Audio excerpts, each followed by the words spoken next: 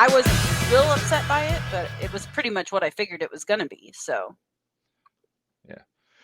Well, hey, Menders, what do you say we bring our guest in? okay.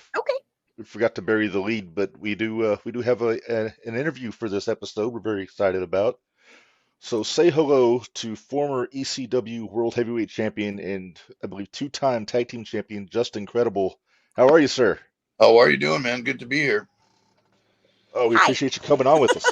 Oh, We've it's been my pleasure. excited about this for 2 weeks. Oh, right on. I'm sorry I was a little late. I had some, life happens, and I got stuck at my regular job for a little bit longer than I had intended. So my apologies to the show. Oh no, no Believe me, worries. it Like I happens said, to we're us good all at the time. yeah, we're good at killing time. We got a co-host that's going to be a little tardy also for the same reasons. So Oh, right on. hopefully Very he'll be cool. jumping in here before too long. Where are we talking to you from? Are you still in the Northeast? I am. I'm in Waterbury, Connecticut. Born and raised here. Lived here for pretty much my whole life.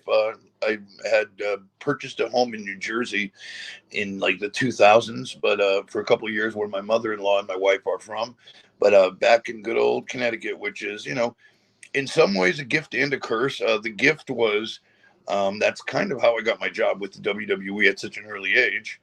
That had a lot of direct correlation to it. So that's obviously a gift. But yeah, just blue collar guy. Just regular Northeast dude, man. Just kind of got lucky. Was in the right place at the right time and the right nationality because they were looking for a Portuguese guy. And again, all the stars kind of aligned. I'm Portuguese. I live in Connecticut.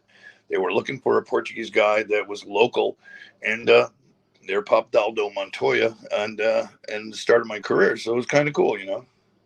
Yeah. Is it true that they wanted Aldo to be a soccer player originally? It certainly was. And I wish God it's got to be somewhere. Maybe I have it in storage. The very similar to the Stone Cold story. I'm sure you've heard like Steve saying like all the names they pitched him, like the funny Uh-huh. Stone Cold names. You've seen Yeah. that. Uh-huh. Oh yeah, It like was Chili something similar like McFreeze and that for me. They had different gimmicks, different names. That was just what they were doing back then. You know what I mean? So yeah, Aldo at first was a soccer player, and I was so young. You got to understand, I was like 22, 20, yeah, 22, 23, and like they're throwing this shit at me, and I'm like, I don't want to say no to anything. I'm frightened, right. So I'm like, and in my mind, I'm like, Aldo is Italian. Montoya is Spanish. It's nothing close to Portuguese, but whatever, dude. I'll just, you know what I'm saying? I'll say whatever. I'll say whatever you want me to say. Be whatever you want me to be. But it was, it's kind of where it was. But it all worked out. I mean, it ended up being for what it was. I got some great experience. Wrestled some amazing people and actually did some pretty cool shit if you think about it. So, it was a good start. And Go ahead, Mark. I think if I remember, I think you had a win over Jarrett on TV one I did. I one. did.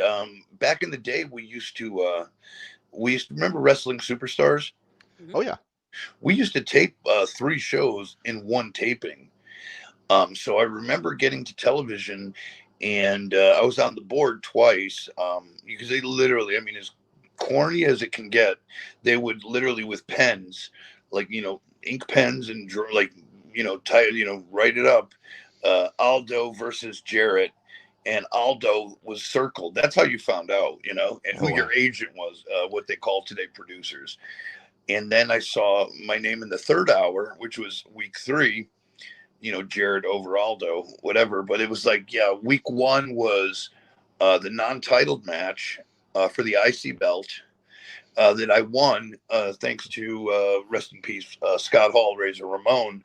He Right. played some interference, and I got the victory, which then led to week 2 of like some promos, like the week promos, like those Oh yeah. 30-second little gimmicks you did on Saturday mornings, and then Yeah, the little the inset thing in the corner. yeah, and then of Yeah. course week 3 was the big title match, which I lost, of course, but nonetheless, I mean, again, for a kid, and with his, if you think about it, 2 years in the business at that time, 2.5, that's not a bad start. I was so grateful to just be playing with these guys, not playing, I mean interacting, Yeah. working with these guys. I mean, it was like so cool, you know. So it was a lot of fun. Those days are so golden to me because it really embodied what wrestling was and should. Well, not saying should be, what it in my mind what it could be or should be. It was just so cool, you know. So much nostalgia and cool stuff. So I was blessed, bro, in so many Yeah. ways. Yeah. You talked about, you mentioned Scott Hall, and I know he had a big part in your run in the Yeah. WWF. How important was he to like your progression when you were in WWF? Well, very, but in many ways. Real, and I'm not going to go too quick because it's actually a really nice story. The first time I got booked on when I just got signed, and I got booked on a string of house shows for the first time I'm on the road, and you know, they WWE, they fly you out to whichever airport you're going to, and then once you get to the airport, you rent a car or you get together with a couple of your buddies and you split rental expenses. At that time, I didn't know anybody in the locker room, and I was also too young to rent a car. Oh yeah. So yeah, so the first night, I think we were in Ohio somewhere. I think Dayton, if I'm not mistaken. I'm pretty sure it was Dayton. I drove to the building with Rene Goulet, Tony Gurria, and Chief Jay Strongbow. They were the agents, aka today producers. Right. They were in charge, right? And I get to the building. I'm working. I think the Brooklyn Brawler or something. I was supposed to go over. Just an opening match kind of thing. But Mhm. very happy. Stoked to be there. Of course, still would be stoked to do it. But anyways, and when I'm doing the show, I'm done with the show. Razor comes up to me. He's like, "Hey, yo, puss, Who'd you ride with?" I'm like, "Well, I rode with Gurria and Goulet. And by the way, Rene Goulet, God rest his soul, Tony Gurria is still alive, and Chief, God rest his soul. They were awesome dudes. Point is, you don't want to drive with the office because you look like a stooge, right?" Right. Hmm. And that's exactly what he said. He goes, "Bro, you're gonna get so much heat with the boys if you're driving with the office. You're gonna look like you're sucking Vince's dick. Come with me." And I was like, "Okay." And of course, I'm a fan of Scott. Before I knew him. But when you agreed to that, you also agreed to everything that goes with Scott. And I know you can imagine it all. I'm sure you've seen it and heard it all. And that's what it became, for better or for worse. But um, me and X Pac were kind of like the guys that became Chief. Chief used to call us, Chief J Strongbow, the caboose, because we were on the train and we were the last ones there, kind of like helping him out. Hmm. So I was part of the Scott Hall caboose there, the train, Yeah. and again, I'm blessed to have known him. He helped me in many ways, but yeah, not always good though to get that kind of heat. I had heat either way, so. Right. Go Minute, you ahead. got something? No, Oh, okay. I'm good right now. You're Okay. leading the way on this Well, one. So I'm gonna kind of jump around a little bit. Just we're rarely organized on this show. It's just it's really just talking wrestling. So jumping ahead, because when I first really became aware of you, I knew Aldo Montoya, but it wasn't until after you showed up in ECW that I realized that you were Aldo Montoya previously. So Gotcha. I really got to know you as Just Incredible in the late 90s. Right on. So Joey Styles used to always say that you were trained by Lance Storm, and I always thought that that was just a storyline thing for the Impact players. I didn't realize you actually did train with the Hearts in Calgary. Yes. Yeah. Yeah. Well, I'll get through this one pretty quickly. Well, again, I don't have to. I always feel like I'm in a rush, but yeah, in 91, 92, I graduated high school in 91, and then I didn't elect to go to college. And in 92, I back then, there wasn't obviously no internet or whatever. It wasn't what it is today. And for me, you didn't just like, pro wrestling school, stored on Google, whatever. I was literally working at a grocery store as like one of the bag boys, like, you know what I mean? Like pushing carts and shit. Oh yeah. And on my break, there was, we had magazines, but I'm sure there's still magazines, but not like it used to be. On my break, I take my 15-minute break with like, you get a bag of Doritos, a Coke, and you're reading the wrestling magazines. And in the back of one of the wrestling magazines, it said, want to be a pro wrestler, dare to be great was the slogan. And it was a name and number for the Hart Brothers Pro Wrestling Camp in Calgary. And it had an actual number on the bottom. And I was like, oh my God, like, it was mind blowing. So I literally, I ripped the page out of the magazine, which I still owe Stop and Shop for that. But anyways, whatever. I won't tell. It was We the won't 90s. tell. It was the 90s. We got away with it. But anyways, I got home. I called that number a couple days. I had the balls to call the number, and I spoke to Keith Hart. No, I'm lying. I spoke to Bruce Hart. Not intentionally lying, but I spoke to Bruce Hart at first. And he gave me the spiel on the Hart Brothers camp. And he said, if you're serious, save up $3,000 and blah, blah, blah. So a couple of months go by. I call again, and I speak to a man named Ed Langley, who ended up being very integral in, because he was running the camp for the Harts, for Bruce and Keith Hart, who were the elder Harts at the time. And, I literally worked all summer to save up $3,000, and went there on a wing and a prayer to be a pro wrestler, and that's how it started. But Lance was there, and him and Jericho, as a matter of fact, were there a year before, same exact camp. You know what I'm saying? So they were kind of like the elder students that were helping. You know how wrestling schools can do it today, where like you got the guys that graduate and then like they help train whomever. Jericho and Lance were the guys that had come through, so they did a lot of. Put it this way, Lance trained me more than the Harts, but you're not going to say at that time, especially, you're not going to say Lance Storm trained me. Right. I paid $3,000 fucking dollars. I was trained by the Harts, goddamn it. And, Exactly. And Keith Hart did bump me around once a week, so I was trained by the Harts, and I did live in Calgary for the better part of 6 months. So, fuck yeah, I went to the Hearts, brother. And I did. That's a shoot. But, and that's how our relationship started. And the funny thing is, and I don't say this enough, and I know Lance has said it a couple times, when I was doing good in the WWE, because I got signed as Aldo, back then you didn't have no cell phones and whatever. Like, sometimes you get a guy's number and then the number doesn't work anymore, whatever. Lance Storm had gotten through to me somehow. We misstepped after a couple of years. I was doing the Aldo gig, and something happened. But anyways, Cornette got to me because I had a jacket made. I was so proud of being from Calgary. I had the name of the indie fed back then in Calgary was called Rocky Mountain Pro Wrestling, and I was such a mark that I had because I love the Japanese sweat jacket, kind of like, how they all look like uniform. Like how Cody and the guys did it like 5 years ago, like looking sharp and shit. So I got a Rocky Mountain Pro Wrestling jacket that said PJ Walker. So I'm doing Aldo then, and I'm in WWE TV, and Cornette stops me. He goes, PJ. He goes, I said, yeah. I said, Rocky Mountain Wrestling. I'm like, yeah, I was in Calgary. He goes, really? He goes, do you know Lance Storm?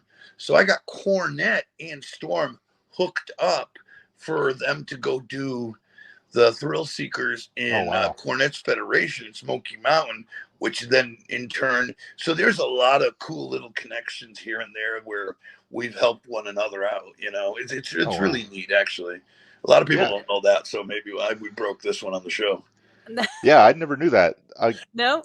I mean, dude, I have so much Cornette shit. I have so much shit in my brain that I don't even think about or process. Sometimes it just takes conversation to kind of like, oh yeah, shit, that happened. Not that I'm dumb or silly. It's just no. You do so much, you forget a lot of it. Right. But anyway, so yeah, that's kind of how that started too. I went on binge watching show. I watched a bunch of your matches I'm past couple sorry. days. And no, I'm you so know sorry. what? Oh, you I, pussy. no, Reb had sent me a list of matches to watch, and I said, I gave her okay. homework. He gave me homework. Now, because I'll admit, I was never an extreme fan Okay. on wrestling. Wasn't my thing. Yep. So I was like, okay, what do I need to watch that I can handle? And he's like, okay, here you go. So I ended up the match on what was the first one? It was Jerry Lynn. Oh, I know it was wow. versus Heatwave. Yeah, Oh, that was a good one. that That was a very good. pile driver at the end of that. Holy Yeah. crap! And it was the Holy crap! safest. Jerry and I still talk about this. Everything about that pile driver was a complete work. I did because after when I gave it to him, his head never touched anywhere near the mat. He was completely safe. And then I got up and sold my knee like I just looked. Nope. I was smart enough because I was scared to death of ECW because I'd heard a lot of the horror stories coming from WWE, and I like they don't use pads outside and stuff. So I had bought like skateboarder pad, like you know how skateboarders you see them do the things and they fall on their knees. I'm gonna get me a pair of those. So if I have to do something like that, I'll protect my knees. So I had those bad boys on. I wore them every night. And so nobody got hurt in the making of that movie. So, yeah, that was just super cool and helped really to this day. People still talk about it, which is super cool. But, yeah, it was totally safe. Nobody got hurt. Yeah. I think Waltman used to use those skateboarder pads too, didn't he? He did. Yes, he did. Sean was probably the first, I think. You know, kid was always ahead of his time. Right. Sean was, I love him. He was so cool, always so good, you know, always ahead of his time. Yeah. I always say he kind of revitalized the junior heavyweight division in the U.S. back in that mid-90s He period. really did. And he was doing stuff that, like, if you really think about it and go back and look at history, like him, Jerry, I mean, those were the guys, man. Sabu. I mean, there's Hillman, to an more, extent. but, Yeah. you know, RVD. You know, I saw something where I think it was like Jerry Lynn and X Pac before they went to because I know they both had a run in Global, you know, that Texas Federation down there. Yeah. And the Lightning Kid and the Jerry Lynn blue and the shit blue and yellow tights, they were actually matching tights because they were supposed to go down there as a tag team. I know there's a picture out there of it because I saw it recently and I'd never seen it, but they had matching tights literally for the tag team. Could you imagine a Jerry Lynn, X Pac back then, the 1, 2, 3 Kid? I mean, they were so ahead of their time. They were doing monster shit, dude. You know? Yeah. Getting back to Heatwave, that is probably my favorite ECW pay-per-view, just across the board. All the matches on that show were so great, and you guys were the ones setting the tone because you were the first match on there. Yeah. But then you go through the whole. You got Awesome and Tanaka. That was the first time I'd seen them together, and then Taz and Bigelow. The main event was insane. But along with yours, again, talking about Lance Storm, the match with Candido, and that's a guy that I don't think gets his due as Chris Candido for being just such a fucking great wrestler. Yeah, I mean, Chris was he was special, and we all came from. Uh,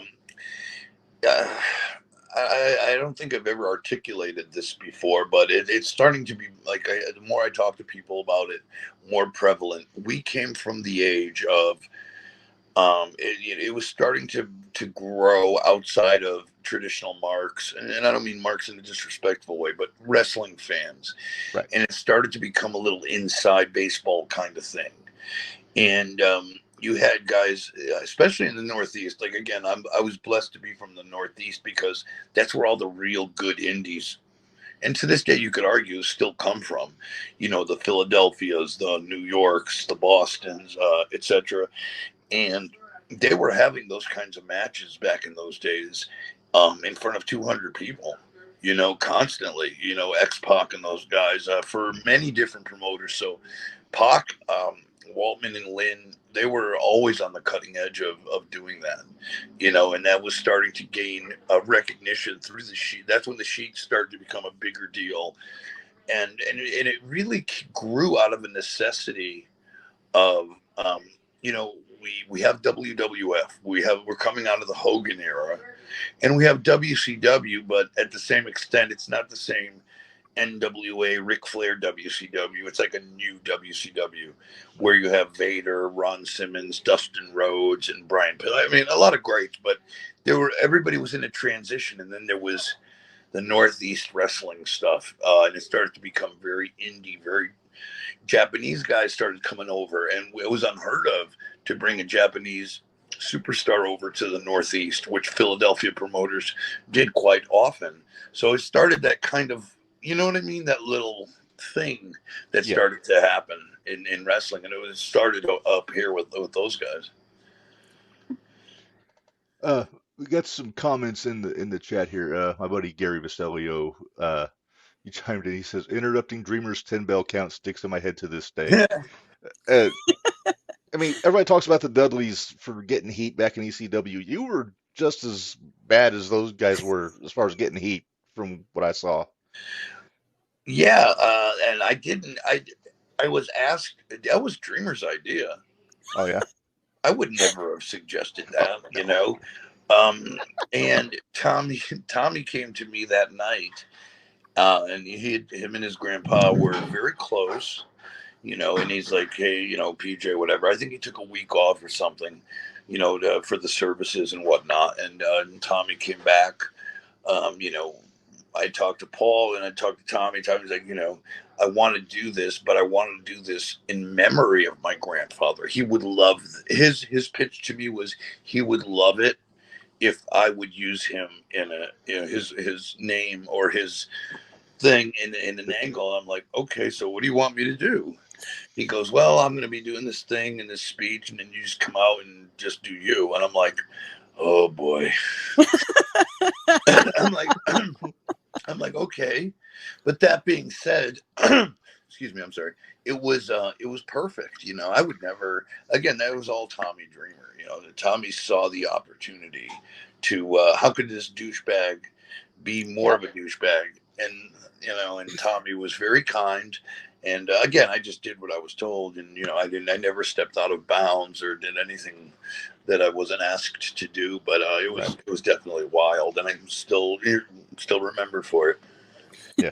Hey, just to show how much he got for that, Bubba had to like calm Tommy down in the ring after that happened. Oh The Jesus! Dudleys are in full Dudley mode, but then after that, then Bubba almost cuts a promo. Funny. I've never watched it. I've never watched all, and that's almost better because, like, I know people, dude. I get pissed off when I hear, like, I'm a huge Marvel guy, so like I'm watching like Robert Downey Jr. talk about Iron Man or Avengers, and I'm like, how do you not know? It's like, oh, I just shot it and then forgot about it. But it's true. Like, you don't. When you do it, you just do it that one day, and you don't look back, because when I look back, it always like looks bad. Like, oh, I look like shit. What was I doing? I look like I have a stick up my ass. What, like, am I overacting? Am I overselling? So I don't like to look at it. As long as like the fans give me a good positive reinforcement, I won't go back and watch tape. So to this day, I've never seen it, but I've heard like it was pretty wild. Yeah. I'm with you. I play music also, and I can't It's listen to horrible, right? myself. I can't Isn't watch it myself on horrible? video. Yeah, it's And you're people your worst think you're, critic. and It's like the people old saying think goes. people think you're full of shit too.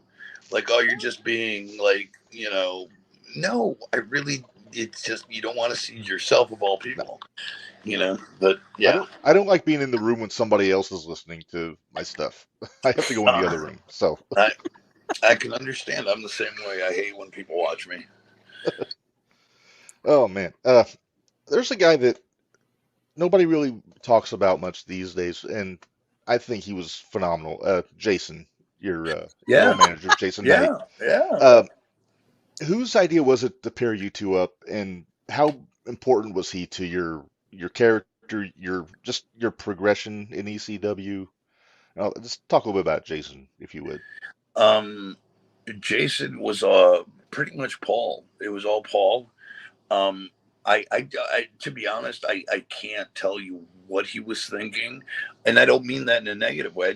I think he was just throwing the shit at the wall and seeing what stuck. Honestly, because people, a lot of times we credit Heyman for, oh, he was such a genius. Dude, Paul threw so much shit at the wall, and whatever stuck, he kind of was like, I'll take credit for that one.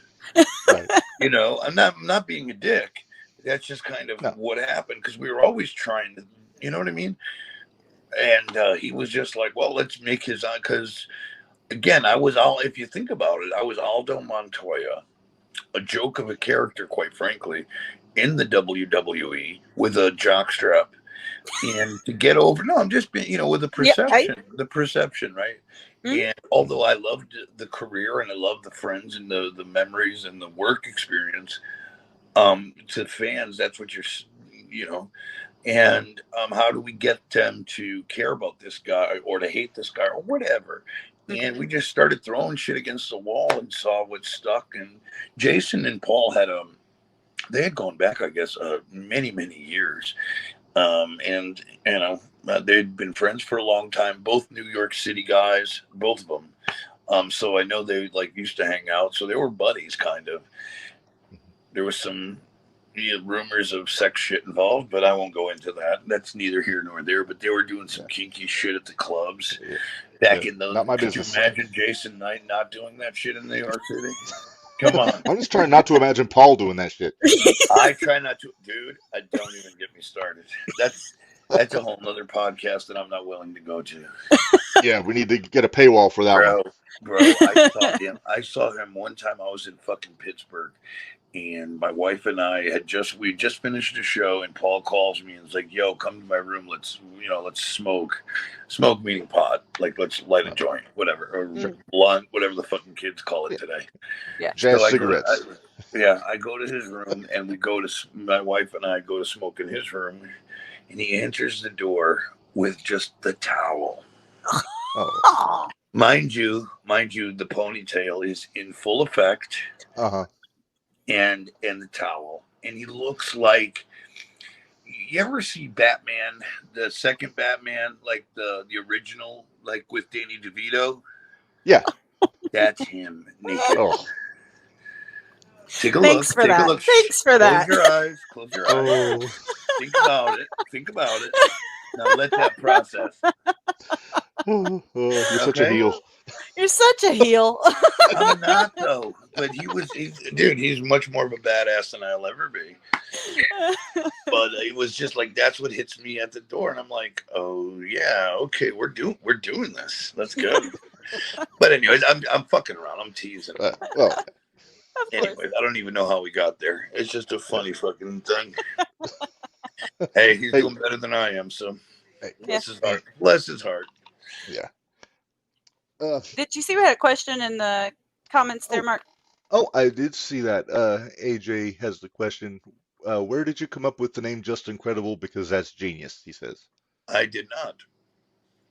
As a matter of fact, do you guys remember Bill Wiles, Wild Bill in ECW? Mm-hmm. He was the one that came up with that. Okay. I guess he saw it somewhere. I don't know. The legend goes that he presented it to Paul. I guess he saw it like on a bumper sticker in Jersey, because he's a Jersey guy, and I know him very well. He's a good dude. He was ring crew, then he became Bilvis. Remember the Elvis gimmick? Yeah. ECW. He did a bunch of things. But he was like in ring crew. Like, he was always in ECW till the end. But he had pitched it to Paul for himself, the name Justin Credible. And I guess Paul said, I don't see that for you, but I know somebody that could use the name. So apparently, rumor has it that he had paid Bill off for said name to give it to me. Yeah, I mean, like something like $500 or something. But anyways, that was the legend. Okay. But I did not come up with it. Okay. Yeah, I always figured that was just Paul coming up with something off the top of his head. Like you said, just find what sticks, and the name stuck, But, I mean, it could, again, though, I mean, that's the beauty of, like, and that's why people don't understand. And I think a lot of times, like when you listen to Shawn Michaels, Razor Ramon, Kevin Nash, Hunter, are a lot of stories, the click stories. And I was, you say I was in the click or not in the click, whatever, it doesn't matter. I was in a lot of those car rides, and a lot of the shit was like we were fans getting drunk, getting high, and talking wrestling, where a lot of people didn't do that in those days. Like, Yeah. people were just like, this is our job, like, almost like, what, all right, whatever, Mark. Like, nobody's like, they're thinking very old school, where we just love the business and we're throwing out ideas. Like, how about we try this or this crazy thing here? You know what I mean? And like, we Yeah. were Yeah. all like, we were doing the shit. Like, nowadays, it's common ground. If you're in the business, everybody talks openly, and there's no kayfabe. Back then, it was a lot different, and I think a lot of that magic was, all these guys in a car doing hundreds and hundreds of miles, bored to death. Just trying to pass the time and coming up with some pretty cool fucking stories. And that's how a lot of it went down. I was just blessed to be a fly on the wall, really. Yeah. Reb, you ought to tell him about our. Since we go to a lot of indie shows here around our area, you ought to tell him about our booking sessions that we have in the car all the But time. that's Oh what We I'm yeah. we saying, like to right? book. But that's Oh yeah. what I'm There's saying. Yeah. You know what I mean? oh Like, yeah. it's having fun. It's just like, you know, let's try this, or what if we did that? It's just Mm-hmm. it's out of loving it, and Yeah. coming up with some weird shit. Like, maybe there's a gem in there. Maybe there's something in there that could change the business. Who knows? I mean, Yeah. right? Yeah. Somebody's got to do it. Why not us try to? Whether you're trying or not, just try to come up with some cool shit and enjoy. Like, that's what it's supposed to be. Wrestling was never supposed to be this hard. Like, now I feel everything is so weird. Like, I know I'm not involved in it at all, like on a high level, but like, it used to not be this hard. Like, with AEW, and I know they've done some great things lately, and they've done some great things before. I mean, WWE was always the machine, but even the WWE, everything is so scripted and everything is so Hollywood. You forgot what it used to be was Mhm. just, you know a lot of cool shit on the fly. A lot of I love comedy. I'm a big comedy fan, and some of the best work was done improv, like improvisational. Oh yeah. Like, you could look at me and Steve Austin, right? And Steve, if you go, there's two podcasts I did with Steve Austin, before it became the WWE's version, like Yeah. back in the day, and we talked about literally how him and I, like, worked on house shows, like, every night for a couple of weeks, and how he came up with kind of the Stone Cold persona. Like, I'm like, Steve, what are we doing? I don't know, kid. Could be 5 minutes, could be 15. Kick stunner, and that's what we would do. This is before it was over. This was before Right. there Yeah. was the da-dum da-dum. He was still the Right. ringmaster. He was still Yeah. the ringmaster. But we would go out there and explore the space. It sounds like a fucking Saturday Night Live skit. But we'd, like, explore the space and kind of see what it was gonna be, and through that it became something special. And I don't think anybody has a chance to do that these days. Just kind of enjoy, because everybody's so critical, right? You do something on Dynamite, or you do something on Raw or SmackDown or Collision, and it's all of a sudden like, oh my God, it's not going to. We had the problem is, well, not the problem, but we had a ton of house shows to fuck around with, Hmm. and that's where a lot of the magic happened. I mean, again, I remember wrestling. Me and Steve wrestled 10 or 12 nights in a row, like straight up in a row, not one day off, in front of 2,000 people, in front of 1,500 people, some nights in front of 5,000 people, like, depending on the arenas. Hmm. But like, and we just, every night, I listened to Steve. We'd call it in the ring, but through that energy, we created some shit. I don't think a lot of guys. I mean, you could say, yeah, there's NXT, there's OVW, there's this, there's that, but it's not the same as when you have house shows for these big companies, It's a big difference, man. Let these guys go out there, or guys and gals, to go out there and just do their thing and let them explore and figure out who they are. Because you can't like replicate that shit anywhere. I don't care how hard you train. Mhm. I don't care how many bumps you take. And I think that's always going to be the missing piece is wrestling. Like repetition is the mother of skill. If you do repetition with wrestling, you get better and better and better. Unfortunately, there's no repetition like there used to be when wrestlers used to be on tour for X amount of days. I know it was grueling and shit, but dude, I'd love to be on tour for 30 days, Yeah. wrestling every night when I was young. Dude, it was like a fucking honor to be in every fucking cool arena in the world. Like, you know what I mean? Yeah. Yep. It's, I wish it was still today, but times have changed, but Yeah. we still haven't adjusted to the what we can produce from a intellectual property, from a way of getting over, because Steve Austin literally got over one town at a time, because like you'd be in Boston and then 3 months later you'd be back in Boston, so you knew the first time you were in Boston, shit, I got to try to get over, so I'm going to have a hell of a match. So when you do the return in Boston 3 months later, you know what I mean? It Yeah. all, Hmm. and and hence the circle starts. So then 3 months after that, so you know what I mean? Yep. It's like Yeah. you're always hitting those towns. I think wrestling always depended on that from a live event perspective. So Yeah. it's like when you're in New York, when you're in Philly, you got to keep coming back and you got to keep staying hot. Nowadays, it's like, we go to Philly, we take the money and run, and we won't come back for another year. Yeah. Right. So that little that organic piece is missing, I guess, is what I'm trying to say. Yeah. Yeah. I got you. Long-winded answer, sorry. You're It's fine. all good. I'm trying, Doug. I'm trying. I'm You're tired. doing great. All right. So there's one thing specifically that I wanted to make sure that I asked you about because of all the crazy shit that went down in ECW back in I the didn't day. do it. I didn't do it. Uh, Go ahead. I'm sorry. I'm I just went. teasing. I was. I was watching Heatwave 2000 this past weekend, and I'd seen that. I saw that show on a videotape that my friend made live, like on the live show, because I didn't have cable, so I couldn't get the pay-per-views, all that stuff. And just long story short, main event, you and Tommy, Stairway to Hell match. Before the match goes, Joey's talking about some fans getting fresh with Francine at Yes. ringside. Yes. Yes. I didn't put two and two together till after the WWE documentary came out that it was XPW guys trying to Right. hijack the Yep. show.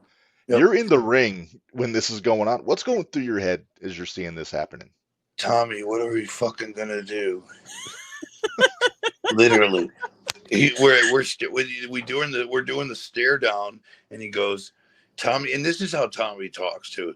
Oh fuck! I think Francine just got into it with somebody, and then I'm like, and I'm trying to be just incredible, like doing Right. this Yeah. shit, Yep. like, and I'm like, what are we gonna do? I don't know. Hold on, and then it was what it was. It was wild. I mean, that was a real deal. But you know what, man? That's the thing. I ended up working. A lot of us ended up working for Rob Black and XPW Hmm. afterwards. Both myself, Sean Waltman, a lot of the ECW guys and gals, and even recently I talked to Rob Black. So I'm not saying like he's a great individual and whatever, but it was business, and that was the time, dude. It was in some ways, for the fakest business in the world, it was real. And I know it sounds really weird, right? But like we were just like, and it was their way of trying to cement some credibility, maybe like some, no pun intended, making an impact Yeah. on pay per view. Hmm. Because people would be talking about it. Yeah. Well, and again, it all worked out. People shit on it because you shouldn't. Hijacking anybody's show is not cool. Right. But boy, they sure tried, and yeah, it wasn't the end of the world, because really by the second spot or whatever, we had it back. But Yeah. yeah, like both me and Dreamer were so happy because and I know my memory does serve me correct here. We were at the Grand Olympic Auditorium in Los Angeles, California for Heatwave Hmm. Hmm. 2000. And that was the arena where Pat Patterson and all those greats used to sell out every other week, whatever. That was like Yeah. their big. There was their headquarters was Right. the Grand Olympic Auditorium. We had it sold out at like 5,000 or something people like that. And I just, man, it was such a thrill to be there. And at the end of it, like the first couple of spots after Franny and ECW security and everybody, the boys, they had that little altercation. It kind of went back to normal, Yeah. but it wasn't as good as it should have been. But I think Dreamer somewhere. Oh, I dropped my cigarette. Hold on, God damn it. Hold on. Okay. Yeah, somewhere in the show, or yeah, somewhere in the match, Dreamer's climbing a ladder near the merchandise table, and I forgot the spot because I was so like weird about like what just happened. Like I threw him off the ladder to nothing. Like there was no crash, there was no Yeah. tables, no nothing. It's like I think Just Incredible just seriously tried to kill me. Like it was literally like a 15-foot drop to nothing. Because I was so like, what do I do? But it was what it was, and Yeah. yeah. Anyways, I just remember seeing like Roadkill, Sal, all Balls, those all cats, like an yeah. army of New ECW guys. Jack, Yeah. Yeah. You don't want New Jack Jack mad at you from Victory. everything I've heard. Yeah. Don't Matt. No new Yeah. Jack Yeah. mad at you. No. Oh God, yeah. Well, he was one of my favorites. Yeah, Jack was great, man. Jack was the best. Mark, I know you made me watch it, so can we talk about the November to Remember from '99? Sure. Number one, that was my first. Like I said, I didn't have cable, so when we finally got TNN, it was right around the time that ECW got on TNN. Okay. So October, I get home from work. I'm working till 9. I'm also at the grocery store at the time, so I'm home at 8:30 and put ECW on, and they're recapping when the Sandman came back before November Oh to yeah, Remember. yeah. That was And huge. I know it wasn't. It was the ECW arena, I remember. Yes, it was. And Yep. I don't know that when I'd heard it that loud in that building It's uh, bro. I was in before I since. was there. I was in the ring. Yeah. And I, to this day, I can honestly tell you, I have never heard anything, and that's the beauty of indie wrestling. That's the beauty of ECW. Like literally, and the arena is you could say it's a shithole. You could say whatever you want. I mean, it's actually a beautiful place to hold this event or these kinds of events. Now it's all refurbished. It's Right. amazing. But bro, I felt you were like the blood is pumping in your arms and you feel it like the roof is literally going to come off. I've been to the Garden, I've been to the Spectrum, I've been to I mean all the cool LA Forum, you name it, I've done it. That fucking arena, man, and to that day, nothing, and I mean nothing. I felt like something like a hole was going to come through that fucking thing. It was the perfect timing, right place, right time, right in the middle of all the fucking shit that was going on. Wrestling was at its peak, peak, peak. You really go back and watch. I mean, the camera, the hard camera is shaking. It's not a Yeah. fucking work. Yeah. Like it's on a tripod, but the stage is like shaking. It was my heart bro, my heart was through my chest, and all I knew was Sandman is gonna cane somebody, and it's gonna be Jason fucking Knight, not me. Hence the reason for Jason, not me, motherfucker. Yep. Then Carino's got to get one too. So Yeah, There's exactly. a method to the madness. Yeah, I always tried to politically not get my ass whipped. But anyways, I digress. There you go. Yeah. Yeah, I love that angle. Number one, Raven and Dreamer's a tag team after reading the magazines for That was years great about the too. rivalry. Yeah. And I love the Impact players as a tag team. So is that something I know going back to your history with Lance, was that something you guys took to Paul saying we want to team Nope. up or Not at all. Not at all. Wow. That was all just organic. Huh. All organic stuff, and really all Paul, because I mean, Lance and I are friendly. We're friends, but we're not like boys. You know what I mean? right? We're we love each other. We know each other's family, but wrestling is weird. It's not like you're best friends with these guys. We have a working relationship, so we never had this huge thing. So Paul really orchestrated all of it, and I think again it was like, what can I what can I do here? Again, it was nothing. Like, I don't think you could plan for that shit. It was just, what pieces do I have to play with this, almost like fantasy football. Like, what do Yeah. I have this week? I got Lance Incredible, and it just seemed right. And again, the reason the Impact players were so cool, and I mean, this is my opinion, and again, we've never talked about this, Lance and I, but Lance was the architect, sort of the spot guy, the wrestling guy, the The the technician. mechanic, the Yeah. mechanic. Yep. Yeah. And I knew, and trust me, I thought in my mind, in some ways, not all. So hear me out. But I was trained by Lance, so I knew how to do everything the way Lance taught me. I was pretty damn good at the mechanics too. Hmm. But I saw my opportunity of, as Lance really needs the wrestling aspect. I'll be the Hollywood aspect. I'll be Yeah. the crotch chop, bark, street clothes, kind of the Yeah. jean short. And the reason I got the jean shorts, dude, wasn't because it was the Steve Austin or the '90s or trying to be cool. I got the ECW, and it happened so fast. Paulie's like, "Okay, you're wrestling. What do you got?" I had my Aldo gear. So I Oh. wrestled. Hear me out. I Oh. wrestled. The first night, it was in Queens, New York. I wrestled with my Aldo gear, no mask, I was gonna say mask. Portuguese tights. Okay. So then the second night, Paul's like, "Yeah, I gotta change that." So I'm in Philadelphia, and I go out, and I'm like, what the fuck am I gonna? You can't get wrestling gear made. I had no idea what I'm gonna be called, what I'm gonna do. So I bought leggings, like my wife wears leggings, black leggings, Hmm. and jean shorts, because jean shorts were kind of like the thing in ECW. And Hmm. then as I'm going out, Paul's like, "Wear one of these," and he throws an ECF&W shirt at me. So I was like, well, I guess this is the ECW de facto uniform. I'm going to wear the jean shorts and the ECF&W shirt, and it. Would all happen by accident. That's the thing that's so beautiful, is you couldn't, if you thought about it, you wouldn't. You know what I mean? Right. You Yeah. can't plan this shit. Sometimes accidents happen, or whatever happens for a reason, and it's just what it was. But there Yeah. was no like deep planning on any of this. It's just like, what are we doing? Okay, let's throw a shirt on them. Fuck it. And that's what happened. Yep.